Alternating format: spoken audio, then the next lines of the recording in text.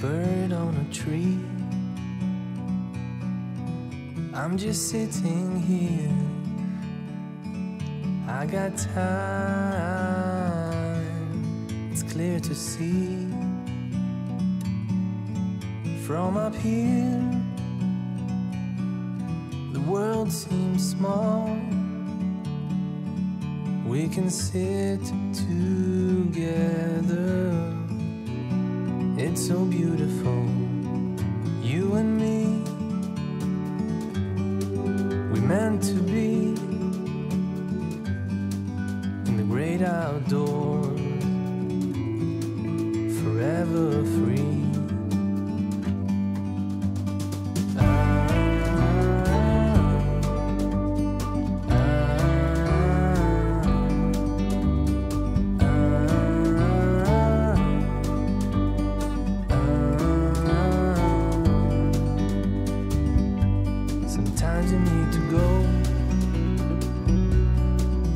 Take a step back to see the truth around you. From a distance you can tell.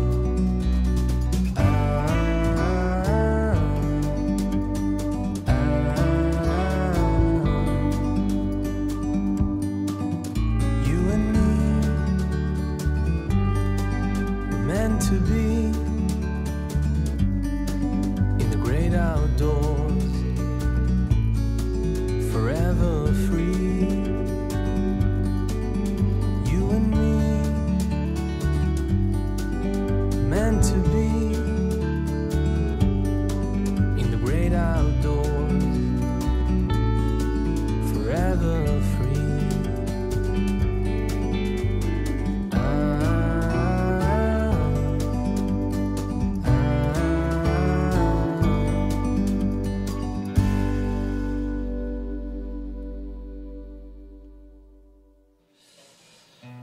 고개 숙인 수선화네요. 네.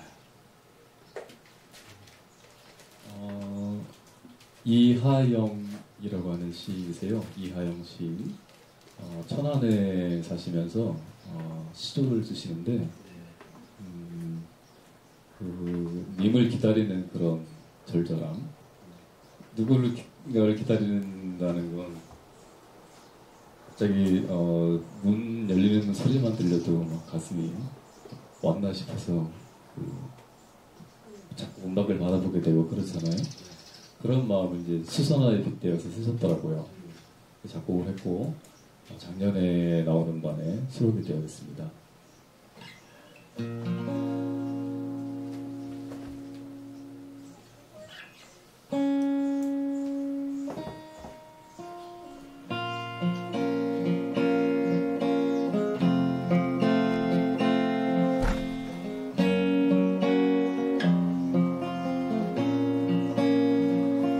행여나 오시려나 봄나물 한 상 차려놓고 고개 숙인 수선만 그리움에 몸을 떠내 울컥한 서러움이여 간절하면 가다으리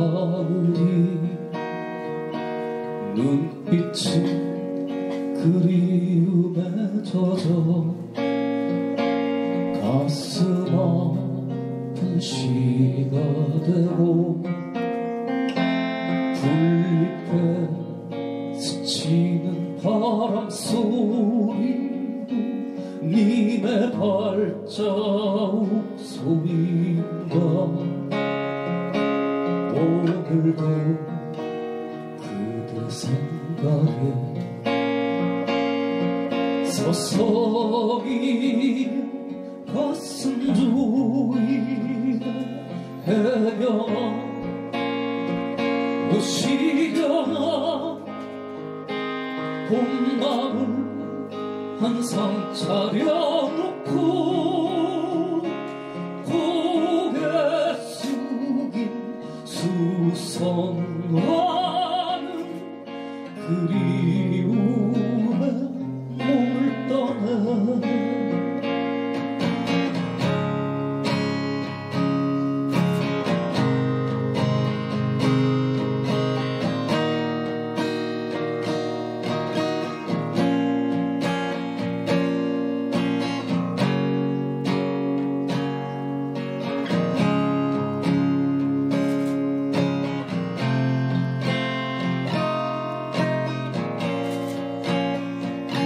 정한 풍경 속이나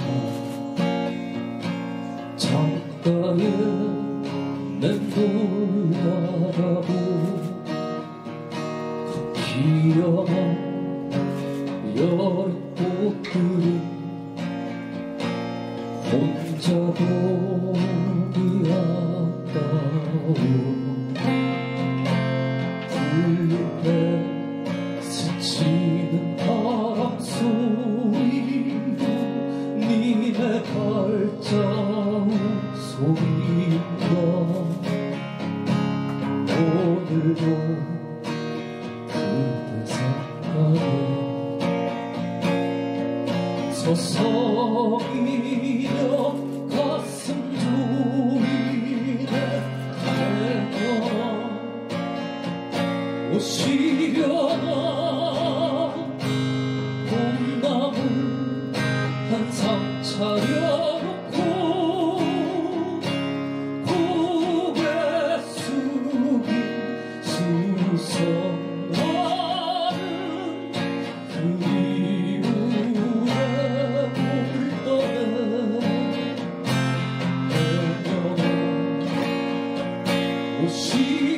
오시려나 봄나물 한 상 차려놓고 고개 숙인 수선화는 그리움에 몸을 떠내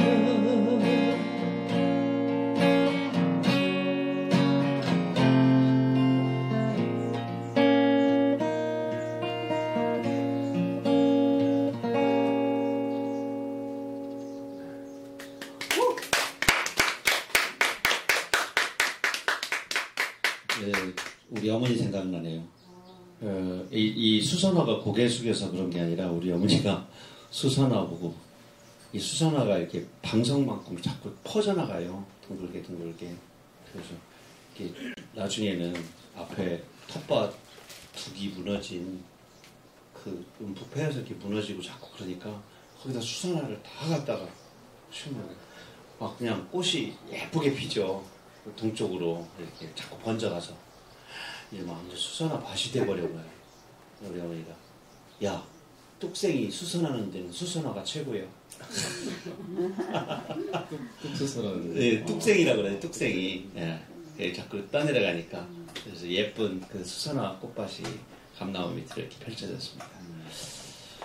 수선화라고 하는 아주 유명한 시가 정호성 씨가 있어서 네. 아마 수선화라고 보다가 고개 숙인이라는 말까지 들어간 것 같습니다.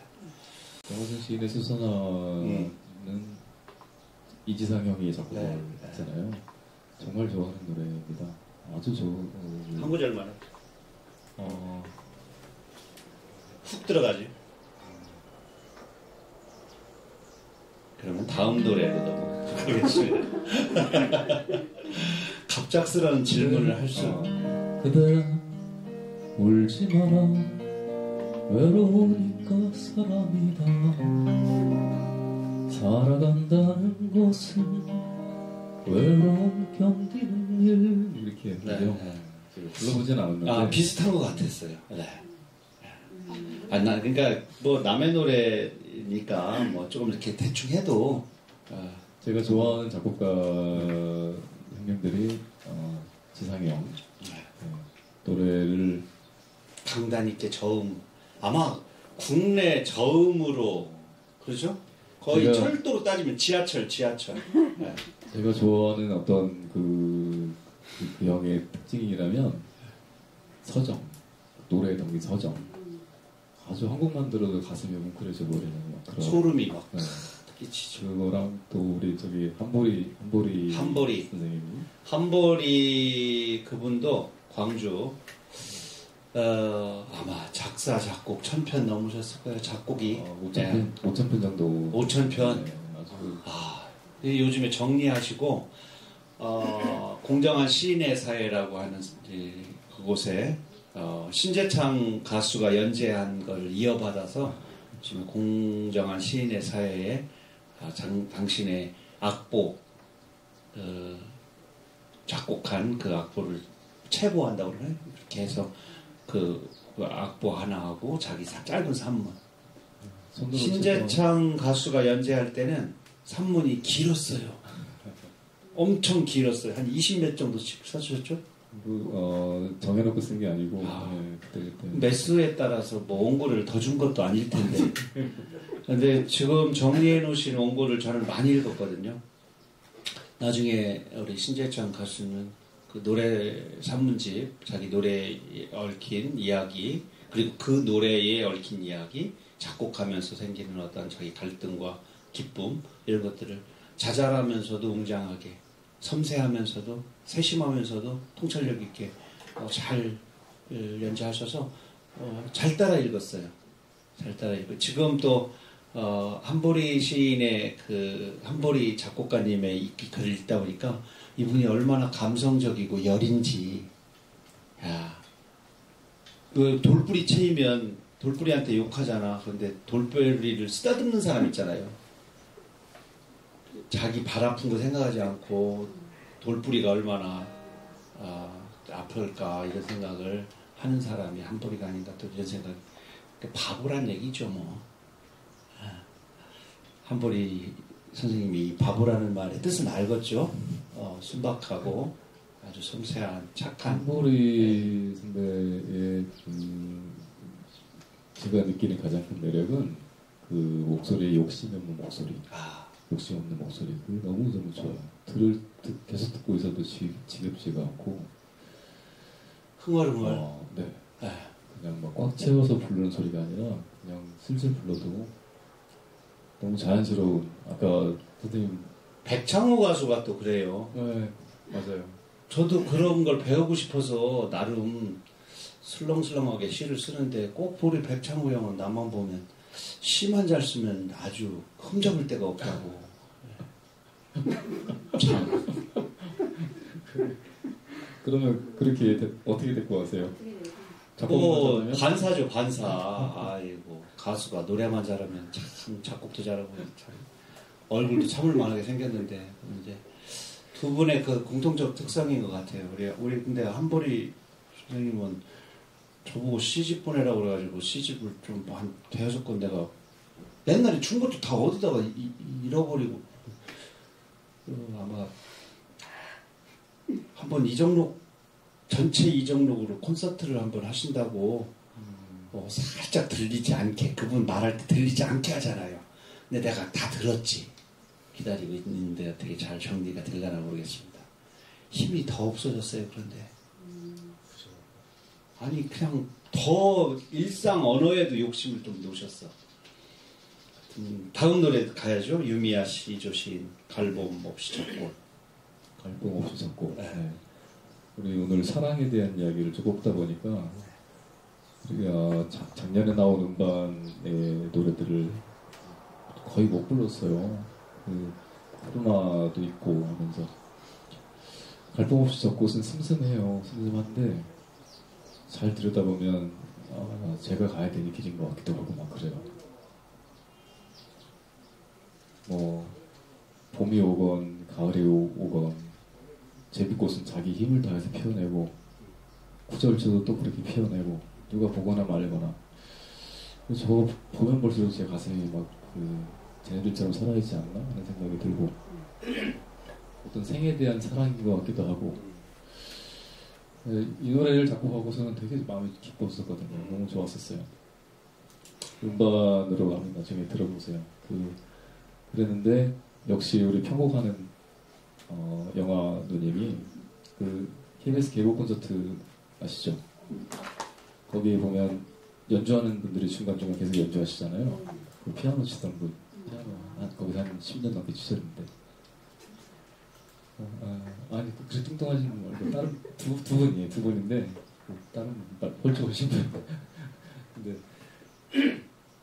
그 누님이 이제 여기저기 대학에도 출강을 하시고 이제 계속 이렇게 세션으로 아주 유명한 분들하고 많이 하시는데 편곡을 하면서 중간에 그 아코디언을 넣었어요.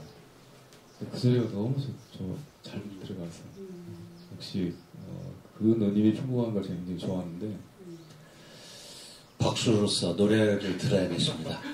누님 이야기 자꾸 하니까 또 사랑 그 쓸쓸함에 대해라는 주제로 하는데 자꾸 누님 그러니까 좀 오해할 수 있을까봐. 연주자들이니까 우리 다 같이.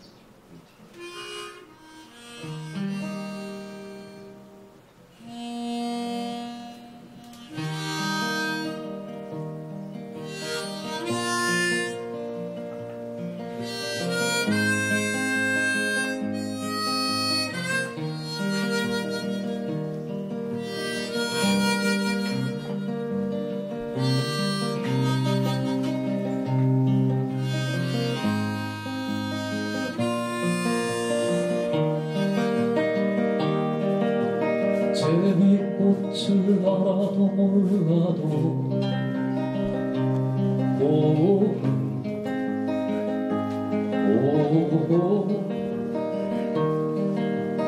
그봄 싸우든지 말든지 재밌고 피는 구절초를 알아도 몰라도 가을은 가오 그 가을 가든지 말든지 구절초 지는 다 떠난 어느 봄날도 아직 피는 중이겠네 다시 올 어느 가을도 아직 지는 중이겠네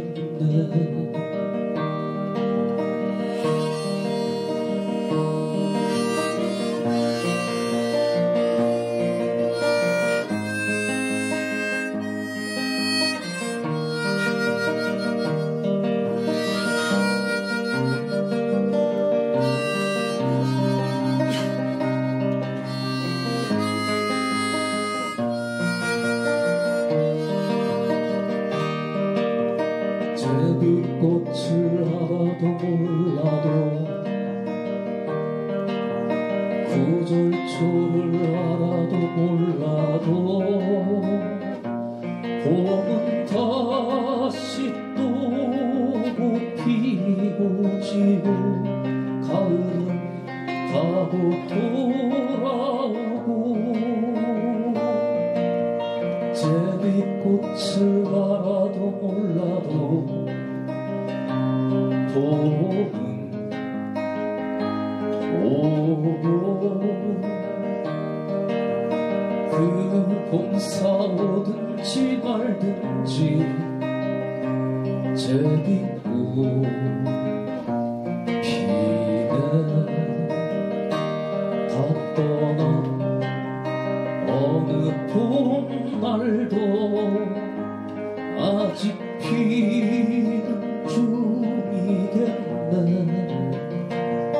다시 올 어느 가을도 아직 지는 중이겠네 다시 올 어느 가을도 아직 지는 중이겠네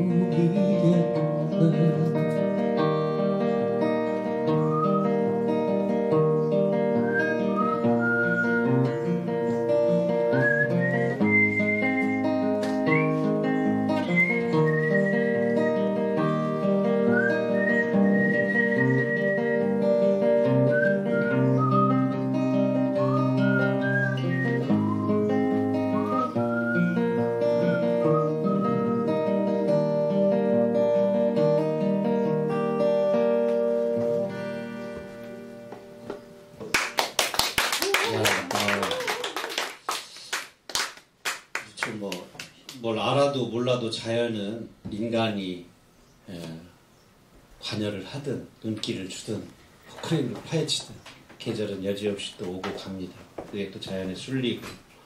그런데 또 잘 알아야죠. 우리가 저 사람 철 들었네 그런 말 하잖아요. 참 쉬운 말인데 그거 평생 철 못 들잖아요. 철이라는 게 단순하게 말하면 봄 다음에 여름 오고 여름 다음에 가을, 가을 다음에 겨울, 겨울 다음에 봄 오고 그런 게 철이죠. 작게는 아침, 점심, 저녁, 낮, 밤 그것이 반복된다는 거, 시간의 흐름을 안다는 거, 물이 위에서 아래로 흐른다는 거, 내가 해야 할 도리를 그와 같이 지켜내는 거, 상황에 따라서 상대에 따라서 변하는 가치가 아니라 절대의 가치를 아주 자기도 모르는 사이에 스스로 그러하게 되는 건데 그게 참 철들자 망령이라는 말이 있듯이 그게 좀 쉬운 일이 아닌 것 같습니다. 오늘 주제가 사랑 그 쓸쓸함에 대하여입니다. 그래서 오늘 저도 이정록 시인의 이발소는 사랑에 관한 이정록의 시들 동시집 속의 시부터 출발을 좀 해보려고 몇 편 가져왔습니다. 화면 한번 띄워주시겠어요? 오늘 첫사랑이네요. 저도 계셔서 이거 좀 넣어주세요. 네. 우리 가수님이 옆에 계셔야 음악이 또 살살 부드럽게 또 신앙송할 때 또 나오죠. 모든 사랑은 다 첫사랑이라고 그러죠. 그런 얘기 들어보셨어요? 처음 한 사랑만 첫사랑이 아니라 새로 시작하는 사랑도 첫사랑처럼 그 설레움을 동일하게 갖게 되고 한 번도 경험하지 못한 또 사랑을 또 하잖아요. 10번, 20번 실패를 해도 또 15번째.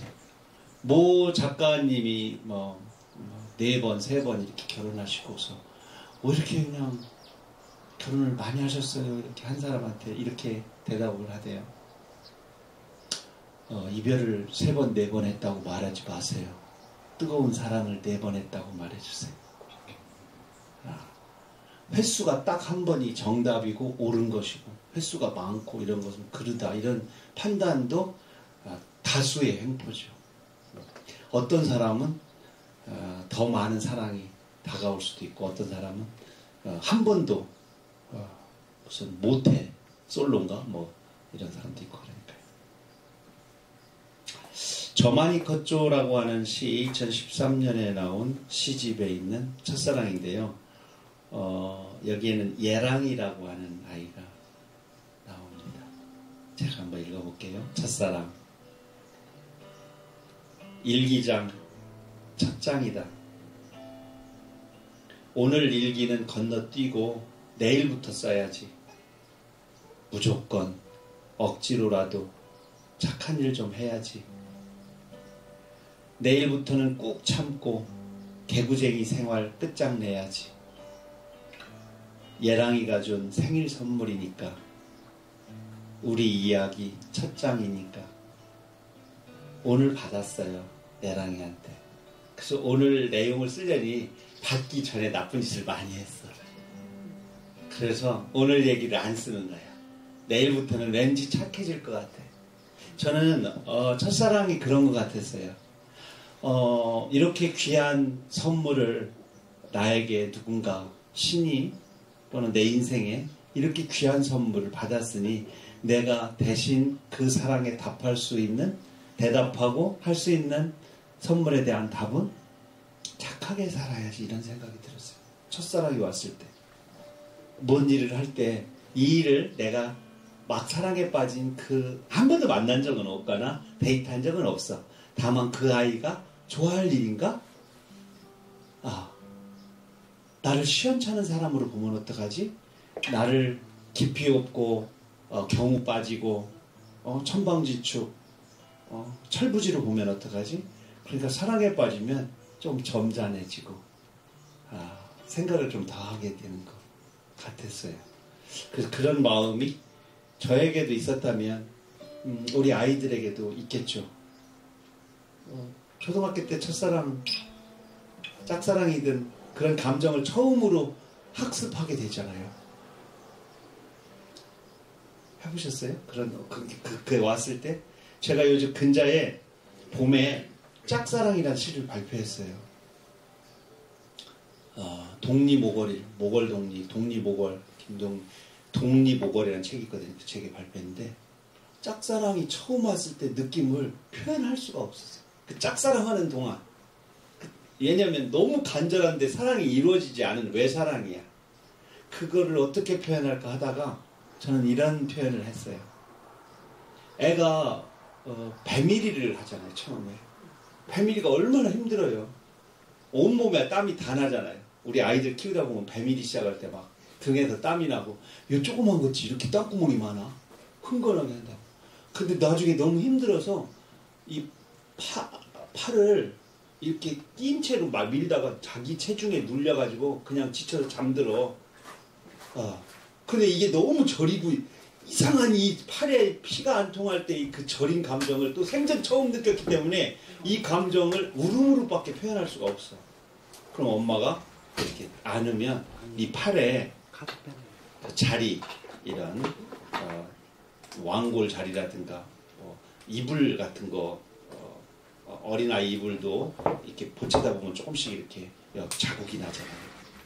패여있어. 그럼 엄마가 그걸 쓰다듬고 등 두드리고 애썼다고, 어휴 언제 그냥 일어나려고 이렇게 애를 쓴다고, 그러면서 톡톡톡톡 하면 서서히 이 저렸던 팔에 피가 통하고 온전한 상태로 돌아오는 동안 그 느낌, 그 저림, 그 자기 체중에 짓눌렸던 팔, 그걸 뭐라고 표현할 수 없을 때의 그 느낌과 감정, 그게 짝사랑인 것 같아. 그래서 최초의 그 안절부절하지 못하던 그 감정이 다 잊고 지나다가, 아유, 전 첫사랑을, 짝사랑을 오랫동안 했어요. 그래서 시를 쓰게 되기도 했는데, 그때의 내 저린 감정, 안타까운, 어떻게 표현할 길이 없는 그래서 하염없이 편지를 써서 보내던 그때의 막연한, 어두컴컴한 결과를 알 수 없는 그 감정하고, 배밀이 하다가 팔 짓눌렸던 아이의 감정하고가 동일할 것이다. 그래가지고 내 짝사랑이라는 그런 시를 썼네요. 몇 살 때 그랬어요? 저요? 16살 때. 지금 같으면 그렇게 오랫동안 짝사랑 하시겠어요? 아니요, 저 16살 때가 고등학교 2학년 때였거든요. 제가 학교를 일찍 갔잖아요. 그래가지고 18살 되던 여름에, 본래는 봄에 5월에 쪽지가 하나 왔어요. 다시는 이런 편지, 시 이런 거 보내지 말라고. 정말 조그마한 포스트잇만한 쪽지였어요. 저는 이별에도 성의가 있어야 된다고 생각해요. 거절에도 예의가 있어야 된다고 생각해요. 자기한테는 아무 일도 아니지만 그 사람한테는 매우 큰 거죠. 그래서 그 몇 마디 몇 글자 안 되는 것을 몇천 번 읽어봤어요. 혹시 그 글자와 글자 사이에, 행간과 행간 사이에 희망이 있는지에 대해서, 사랑이 그곳에 다시 싹틀 수 있고 우리 둘이 시간을 함께 엮을 수 있는 작은 틈바구니가 있는가. 아무리 찾아봐도 그곳에 그런 사랑에 싹이 틀 만한 빈틈이 없었어요. 그래서 결론은 안 되겠다 그러고서 만나러 갔죠.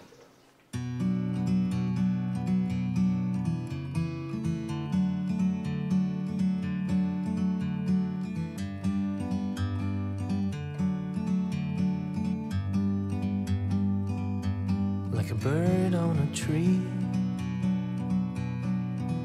I'm just sitting here. I got time, it's clear to see. From up here, the world seems small.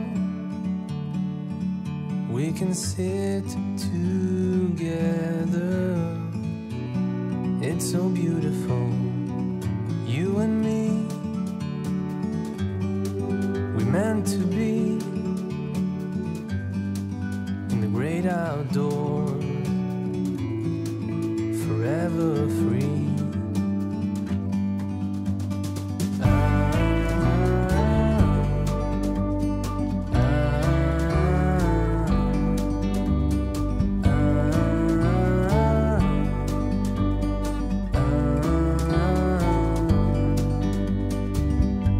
Sometimes you need to go and take a step back